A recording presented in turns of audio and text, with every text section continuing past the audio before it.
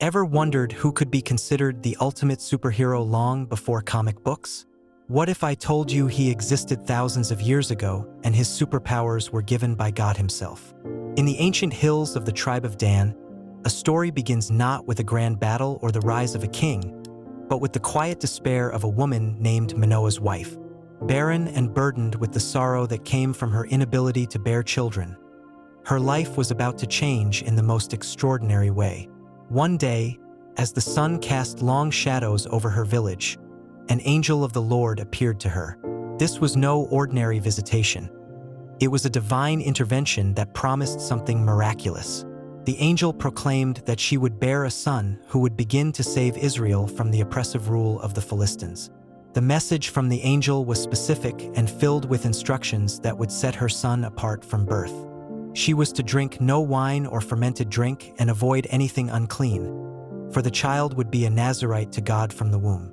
This meant her son would lead a life dedicated to God, marked by vows that symbolized purity and commitment. The significance of this was profound, as Nazirites were rare, their lives woven with restrictions that honed their spirits as much as their bodies. As she listened to the angel, the weight of her past sorrows began to lift, replaced by a sense of purpose and awe. She hurried to find her husband, her heart pounding with the news that would not just reshape their lives, but also alter the course of their people's history. When she recounted the angel's words to Manoah, his reaction was one of skepticism mixed with wonder. He prayed earnestly for the angel to return, to teach them how to bring up the boy who was to be born. His request was granted. The angel returned, reiterating the instructions and emphasizing the importance of their adherence to them. This was more than just the announcement of a birth. It was the heralding of a hero foretold, a deliverer destined to confront and confound the enemies of Israel. As the couple prepared for the arrival of their son, the community around them remained oblivious to the significance of the child who would be named Samson. But for Manoah and his wife, every step they took was laced with anticipation and reverence, aware that the very course of their history was about to be rewritten by the strength of the one they were soon to call their own. From his very conception, Samson was destined to live under a vow that would set him apart as a Nazirite, chosen by God to lead and protect. This vow was not just a series of prohibitions. It was a covenant with the divine, a lifelong commitment to purity and dedication that would fuel his legendary strength. The rules were stringent. No razor would ever touch his hair. He must not consume wine or any product of the vine, and he was to avoid any contact with the dead, even if it meant not attending the funerals of his closest kin. These restrictions were imbued with deep spiritual significance, each serving to remind Samson of his unique relationship with God. His uncut hair was to be a public testament to his vow, a literal and figurative source of his strength that set him visually and spiritually apart from other men. The avoidance of wine was a symbol of his self-control and his separation from earthly pleasures that could detract from his divine mission. Likewise, avoiding the uncleanliness associated with death ensured that his purity was preserved, crucial for one who was directly empowered by God. As Samson grew, the weight of these vows shaped his character and his destiny. Each strand of his hair, each decision to abstain, was a reinforcement of his dedication to the role he was born to fulfill. His community watched with a mixture of awe and mystification as this boy, marked by God's promise, matured into a man of formidable stature and strength.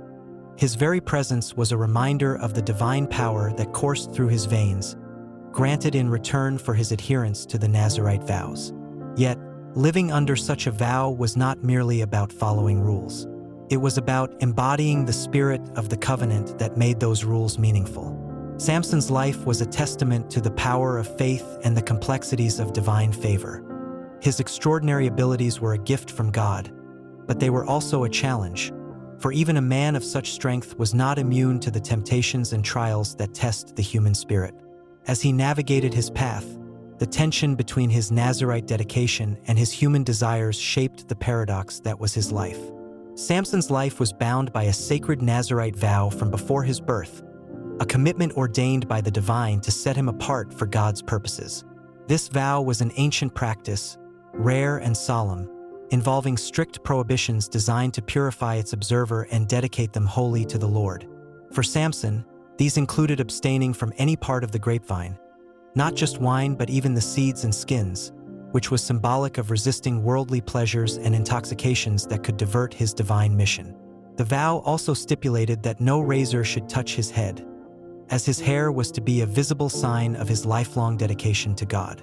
This uncut hair was not merely a personal choice but a symbol of strength and sanctity, growing longer with each passing year of his life. It was a constant reminder to Samson and his community of his unique destiny and the supernatural strength that came with his commitment. The strength did not lie in the hair itself, but in the obedience and dedication it represented. Avoiding contact with the dead was another pillar of Samson's Nazirite vow. This rule reinforced his separation from the ordinary elements of human life, preserving his spiritual purity. It was particularly significant in a time when death rituals were common, setting Samson apart from cultural norms and community practices. His adherence to this vow underscored his role not just as an Israelite but as a divinely appointed judge and protector, whose purity was essential for maintaining his physical and spiritual strength. Navigating life under these vows, Samson was more than just a man. He was a living symbol of divine commitment, his every action reflecting his sacred promise to God.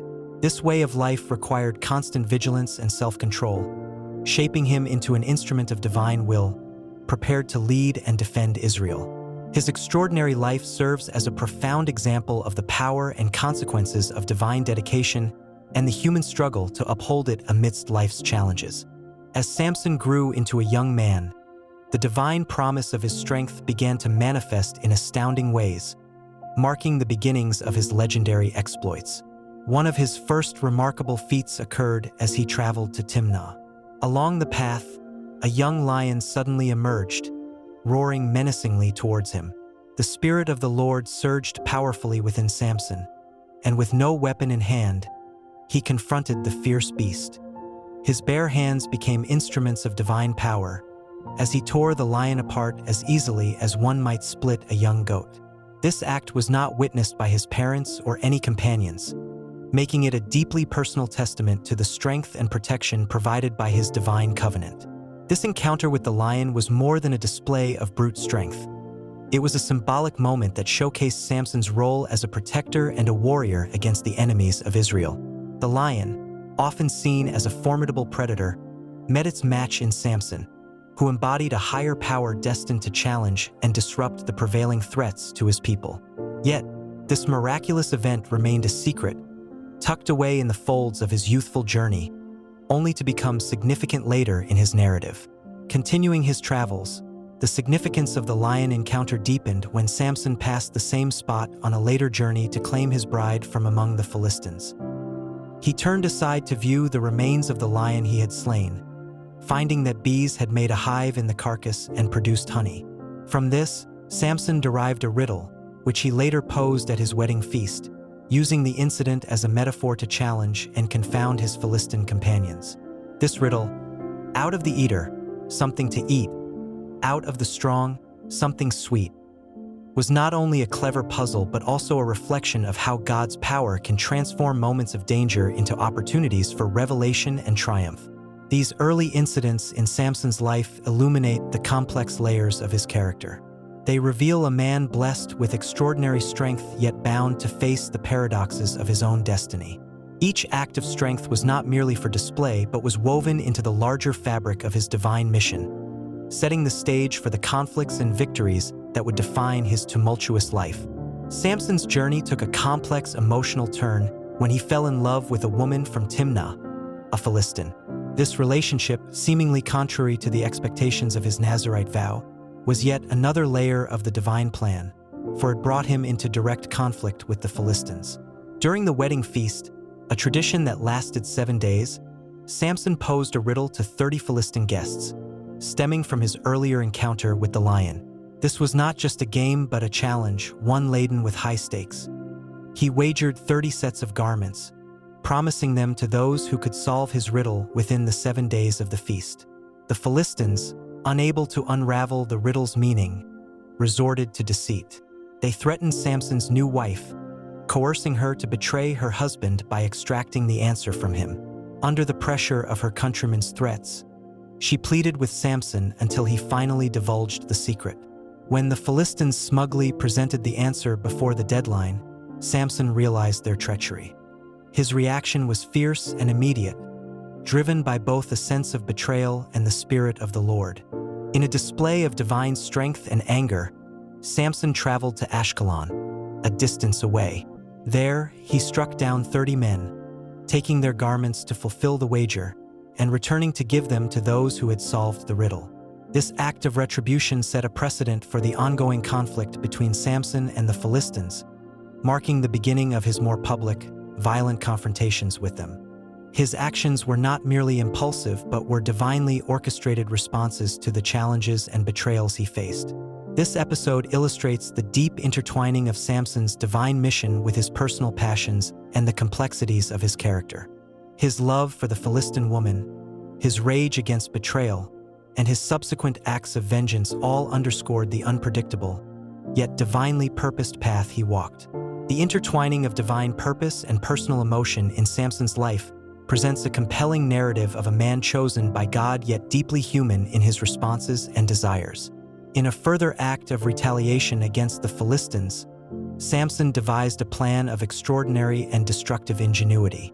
His anger, sparked by the treacherous actions at his wedding feast, now sought a larger canvas. He captured 300 foxes, a feat in itself that demonstrated his resourcefulness and strength. But Samson's plan involved more than just the capture. He tied the foxes in pairs by their tails and attached torches to these makeshift links. The preparation was meticulous, ensuring that his plan would inflict maximum chaos and damage. Once the foxes were released, they ran through the fields of the Philistines, their flaming torches setting fire to both standing grain and the shocks that had been gathered, as well as the olive groves. This act of arson was devastating. It struck at the very heart of the Philistine economy and food supply, causing significant economic disruption. Samson's method was unconventional, yet it conveyed a clear message of his capacity for war and his willingness to strike in unexpected ways. His actions were not random but a calculated strike against the oppressors of his people. This episode not only highlighted Samson's strategic mind, but also his readiness to use any means necessary to fight the Philistines. The destruction of the crops was a symbolic gesture as much as a practical one, aiming to demoralize and weaken the Philistines by showing that their oppression of Israel would not go unchallenged. It was a declaration that he could reach them in their most secure and prosperous places, turning the fruits of their labor into ashes. The story of the foxes serves as a stark illustration of the lengths to which Samson was willing to go to assert his role as Israel's deliverer. This narrative piece vividly showcases his creativity in warfare, his profound impact on the Philistine-Israelite dynamics, and the dramatic flair with which he pursued justice. Through such acts, Samson's legend grew, intertwining the man, the myth, and the divine mandate into a compelling, if tumultuous, narrative of deliverance and destruction. Samson's confrontations with the Philistines reached a legendary peak during his visit to Gaza, one of their principal cities. It was here that he demonstrated his physical might in a manner that would be recounted for ages.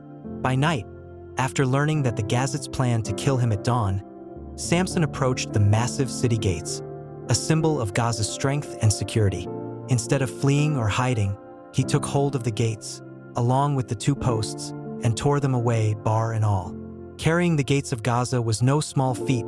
He hoisted them upon his shoulders and walked to the top of a hill facing Hebron, a journey of nearly 40 miles.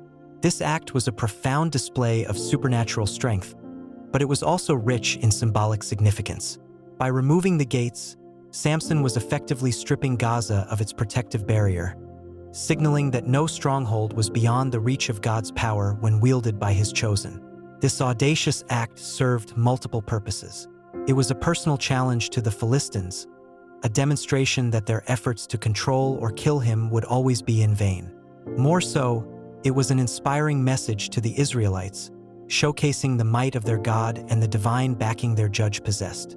It reaffirmed that their subjugation under Philistine rule was not to be permanent, and that their deliverance was actively being orchestrated. Samson's removal of Gaza's gates transcends the narrative as merely an act of brute strength. It positioned him not only as a warrior of unmatched power, but also as a deliverer enacting the will of God through daring and visually dramatic exploits. This event did not just echo through the corridors of Philistine power, but also through the annals of biblical lore, illustrating the boundless potential of divinely bestowed strength. The tale of Samson and Delilah is one of the most poignant narratives of love and deceit in biblical history. Delilah, a woman from the valley of Sorek, entered Samson's life during a period of intense conflict between the Israelites and the Philistines. Her beauty and allure captivated Samson, drawing him into a relationship that would ultimately lead to his downfall. Unbeknownst to him, Delilah was approached by the lords of the Philistines, who offered her a formidable sum of silver to discover the secret of Samson's strength.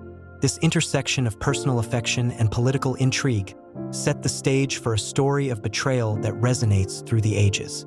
Delilah accepted the Philistines' proposition and began her mission to uncover the source of Samson's supernatural power. She pleaded with Samson to reveal his secret, employing her intimacy as a tool to erode his resolve. Samson, perhaps flattered by her interest or blinded by affection, toyed with her inquiries at first, offering false explanations.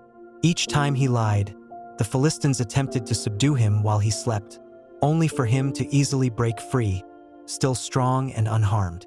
This cycle of deceit and testing continued, escalating the tension in their relationship. Driven by the promise of wealth and perhaps her own survival, Delilah pressed Samson harder, accusing him of mocking her love with his lies. Her persistence paid off when, worn down by her constant questioning and perhaps believing in the invulnerability of his love for her, Samson finally divulged the true source of his strength. His uncut hair, a symbol of his vow to God as a Nazirite. Trusting Delilah with this secret would prove to be his greatest mistake. The stage was set for the tragic climax of Samson's capture. Delilah summoned the Philistine lords, who brought the money as promised. While Samson slept on her lap, a man shaved off the 7 locks of his hair, and his strength left him. This act of betrayal not only stripped Samson of his physical power, but also marked a profound spiritual breach of his Nazirite vow. Delilah's betrayal was complete, and when Samson awoke, he was weak and defenseless, easily captured by the Philistines, who then blinded and imprisoned him. The story of their ill-fated relationship serves as a somber reminder of the vulnerabilities that can come from within, even for those destined for greatness. Samson's capture marked a significant turn in his storied life, leading him from the heights of power to the depths of despair. Stripped of his hair, the source of his Nazirite strength, Samson was now vulnerable and powerless, a stark contrast to the indomitable force he once was. The Philistines seized him with ease, subduing the man who had once wreaked havoc on their people. They gouged out his eyes, a cruel act meant to symbolize his complete defeat and to ensure that he would never again pose a threat to their dominion. Blinded and broken, Samson was then bound with bronze shackles and taken to Gaza, where he was forced to grind grain in the prison, a task traditionally reserved for slaves and animals. This period in the prison was not just a time of physical captivity, but also one of profound spiritual reflection for Samson. Deprived of his physical sight, he was left to contemplate his past actions, the consequences of his pride, and his breaches of the Nazirite vow. It was here, in the darkness of his surroundings and his soul, that Samson likely experienced a deep transformation. His physical strength had been his greatest asset, but now, in its absence, he was compelled to draw strength from a deeper, spiritual source. As he labored day after day, his hair began to grow unnoticed by his captors, symbolizing a slow but significant resurgence of his Nazirite dedication. This regrowth was not just physical but emblematic of Samson's renewal of faith and fortitude. The Philistines, reveling in their victory, failed to see the signs of his impending restoration. They perceived Samson's defeat as final, not understanding that his true strength came from his covenant with God, a relationship that was being quietly restored as his hair grew. Samson's story during this time is a poignant reminder of the cyclic nature of human existence, of falls and redemptions, of failures and recoveries. In the grinding of grain, Samson found not the end but perhaps a painful path to redemption, setting the stage for what would be his final act of both vengeance and deliverance. As he turned the millstone, the echoes of his past mingled with the stirrings of a future resurgence, painting a complex portrait of a hero whose greatest battles were fought both outwardly against his enemies and inwardly within his own heart. In the shadowed confines of a Philistine temple, Samson's story reached its climactic conclusion. Brought out to entertain and be mocked at a gathering of the Philistine elite, his presence was a trophy of their triumph, a public display of their enemies' fall. As they celebrated, blind and shackled, he was placed between two central pillars of the temple, unknowingly positioned at the very heart of Philistine power. Here, amidst the jeers and revelry of his captors, Samson called upon God one last time, not for restoration of his sight or freedom, but for strength to avenge his two eyes. His prayer was a moment of profound humility and submission, a plea for divine strength to fulfill his destiny one final time. As his hands felt the pillars, his renewed hair a testament to his returned Nazirite vow, a surge of divine strength flowed through him. Pushing against the pillars with all his might, he channeled the entirety of his God-given power in a final act of both destruction and deliverance.